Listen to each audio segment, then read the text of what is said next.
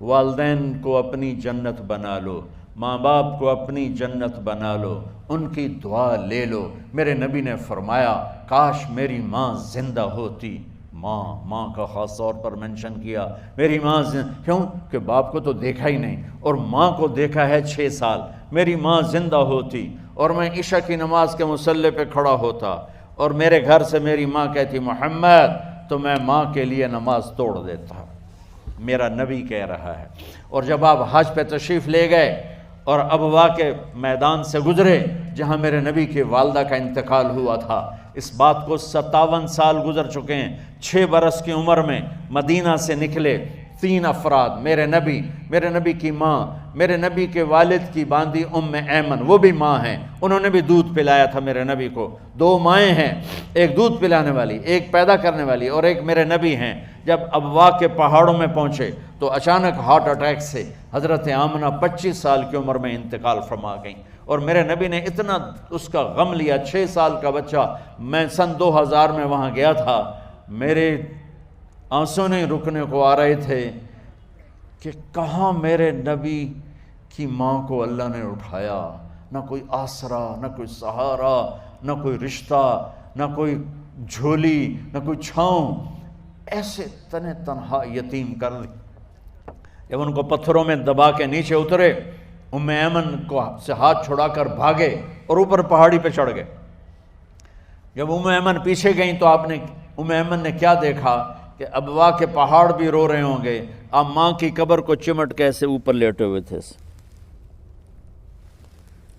قبر کو پکڑا ہوا تھا، اوپر لیٹے ہوئے تھے۔ جب ام ایمن قریب آئیں تو سنا آپ کہہ رہے تھے اماں جی آپ کو تو پتہ تھا آپ کے سوا میرا کوئی نہ تھا، آپ مجھے چھوڑ کے کہاں چلی گئی، کیوں چلی گئی؟ 6 سال کا بچہ پہلی موت دیکھ رہا ہے تو ان کو سمجھ میں نہیں آ رہا کہ میری ماں کے ساتھ ہوا کیا ہے۔ ام ایمن نے اٹھانا چاہا، آپ نے اٹھنے سے انکار کر دی۔ اس صدمے کو سینے میں لیے ہوئے 57 سال کے بعد، 7ویں دن بندہ رو نہیں سکتا، رونا ہی چاہے تو رونا نہیں آمدا، 57 سال کے بعد آپ اس وادی سے گزرے، اپنے اونٹنی کو ماں کی قبر کی طرف موڑ دیا، اونٹنی کو نیچے بٹھایا، اوپر پہاڑ پر گئے، یوں آپ نے گھٹنے کھڑے کیے ماں کی قبر کے سرانے، اور یہ ہاتھ یہاں رکھے اور پھر سر دیا اپنے گھٹنوں میں یوں، پھر رونا شروع کیا۔ اتنا روئے، اپریل کا مہینہ تھا، دھوپ سر پہ پڑ رہی تھی، ہم تو ٹھنڈی دھوپ میں بیٹھے ہیں، شدید دھوپ میں بیٹھے تھے، اور اس کنڈیشن میں یہ بچوں کا سٹائل ہوتا ہے جب لمبا رونا ہو تو وہ یوں بیٹھتے ہیں سر اندر دے کر۔ اتنا روئے کہ آپ کی داڑھی ساری آنسوں سے بھر گئی، سینہ تر ہو گیا، احرام تر ہو گیا، اور کئی گھنٹے بیٹھ کے روتے رہے۔ 2 جہان کے سردار ہو کر تمنا کر رہے ہیں کاش اماں تو زندہ ہوتی، تو مجھے کہتی محمد میں تیرے لیے نماز توڑ دیتا۔ اور میرے نبی نے، یہ بچیاں غور سے سنو، میرے نبی سے پوچھا گیا یا رسول اللہ قیامت کب آئے گی؟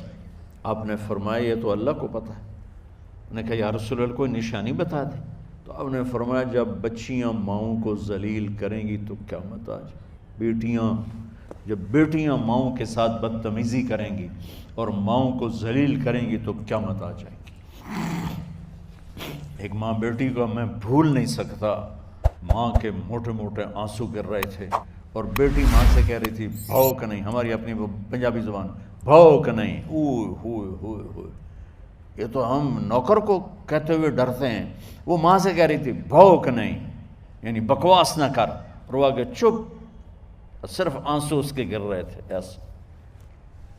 شاید وہ یاد کر رہی تھی کہ 9 مہینے کیسے اس کو میں نے پیٹ میں پالا، اس لیے میرے نبی نے فرمایا جس نے ماں باپ کو دکھ دیا، سنو غور سے بچوں سارے سنو، جس نے ماں باپ کو دکھ دیا اس پہ اللہ کی لعنت، اس پہ فرشتوں کی لعنت، اس پہ زمین آسمان کی لعنت، نہ ان کی نماز قبول ہے، نہ روزہ قبول ہے، نہ صدقہ قبول ہے۔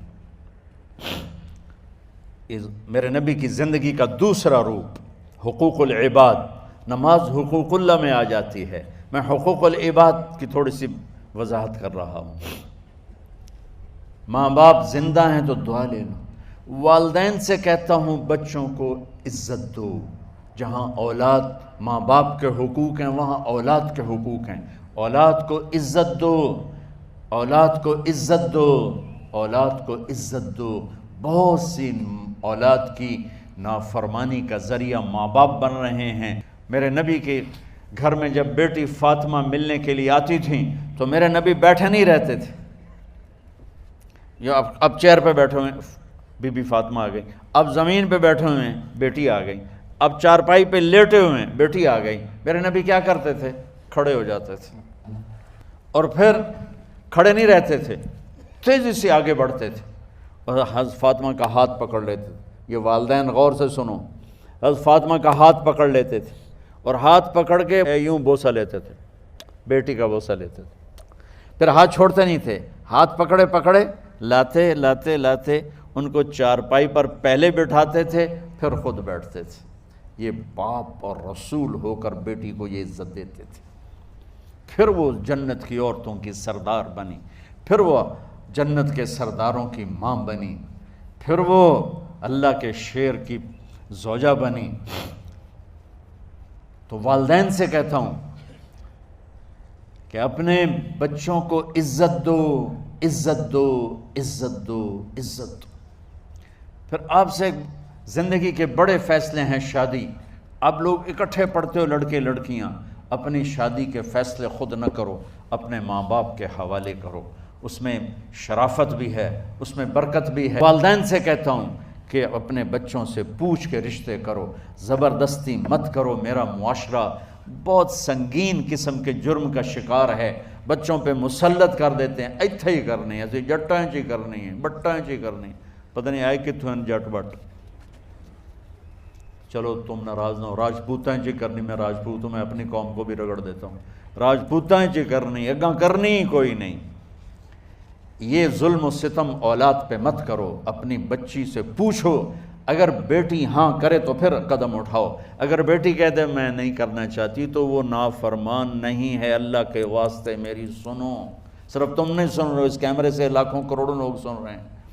اگر بیٹا یوں کہہ دے کہ ابا میں نے یہاں شادی نہیں کرنی، میرا جی نہیں چاہتا ہے، تو وہ بیٹا نافرمان نہیں ہے، فرما بردار ہے، اس نے شریعت کا حق استعمال کیا ہے۔ زندگی تم نے تو نہیں گزارنی، زندگی تو بچے نے گزارنی، میں قربان جاؤں۔ ایک حدیث سنو پہلے، پھر اگلی بات سناتا ہوں۔ ما تزوجت وما زوجت الا بوحی من السماء نزل به جبریل۔ لوگو سنو، میں نے جہاں شادی کی، میں نے جہاں بیٹی کی شادی کی، پہلے آسمان سے جبریل فرشتہ اللہ کا حکم لے کر آیا، پھر میں نے قدم اٹھایا۔ اب اگلی سنو، حضرت علی فاطمہ کا رشتہ لینے آ گئے اور جبریل ان سے پہلے آ گئے کہ یا رسول اللہ فاطمہ علی کے لیے ہے۔ باپ محمد مصطفیٰ جیسا ہے، رشتہ مانگنے والا علی جیسا ہے، اور بیٹی فاطمہ جیسی ہے۔ اور آپ پوچھتے ہیں علی کیسے آئے؟ وہ شرم کی وجہ سے کچھ کہہ نہ سکے، چپ۔ آپ کو تو پتہ تھا، آپ نے فرمایا فاطمہ کے رشتے کے لیے آئے ہو؟ کہا جی۔ تو جبریل تنال بیٹھا ہوا ہے کہ یا رسول اللہ اتھے ہی کرنا ہے۔ آپ نے ہاں نہیں کی، آپ نے کہا انشاءاللہ، اور یہ کہہ کر اٹھ گئے۔ انشاءاللہ نبی کا ہاں ہی ہوتا ہے، لیکن جبریل کے آنے کے باوجود اور اللہ کے کہنے کے باوجود میرے نبی کو بھی پتہ ہے کہ یہ رشتہ یہاں کاتب تقدیر نے لکھ دیا ہے، لیکن امت کو سبق سکھانے کے لیے آپ گھر تشریف لے گئے۔ بیٹی فاطمہ کہ جی یا رسول اللہ، کہا علی کا رشتہ آیا ہے، میں ہاں کر دوں؟ سبحان اللہ، علی جیسا داماد۔ چلو علی کو چھوڑو، فاطمہ کو چھوڑو، جبریل آیا بیٹھا ہے، جبریل آیا بیٹھا ہے۔ اس کے بعد فاطمہ سے پوچھنے کی کیا بات ہے؟ جبریل آ کر کہہ رہا یا رسول اللہ، اللہ کہہ رہا فاطمہ علی کے لیے ہے اور علی فاطمہ کے لیے ہے، اور پھر آپ کہتے ہیں بیٹی فاطمہ ہاں کر دو؟ آپ کا کیا خیال ہے فاطمہ نے انکار کرنا تھا؟ یہ بیٹیاں نہیں انکار کرتی تو فاطمہ نے کہاں کرنا تھا؟ لیکن یہ سبق دینا تھا ان والدین کو جو نادانی میں نادانی کے فیصلے کر کے اولاد کو ہمیشہ ایک ٹھنڈی آگ میں دھکا دے دیتے ہیں۔ حضرت فاطمہ رضی اللہ تعالیٰ عنہا نے جب ہاں کی پھر آپ باہر نکلے۔ اچھا مزے کا واقعہ ہو، حضرت علی اٹھ کے باہر نکلے تو صحابہ باہر کھڑے انتظار کر رہے تھے کہ کیا ہوا۔ حضرت علی کو بھیجنے والے تھے عبد الرحمن بن عوف۔ پہلے ابو بکر گئے تو آپ نے انکار کر دیا، عمر گئے رشتہ مانگا، آپ نے انکار کر دیا۔ عبد الرحمن بن عوف نے علی سے کہا آپ جائیں، آپ کا رشتہ رد نہیں ہوگا۔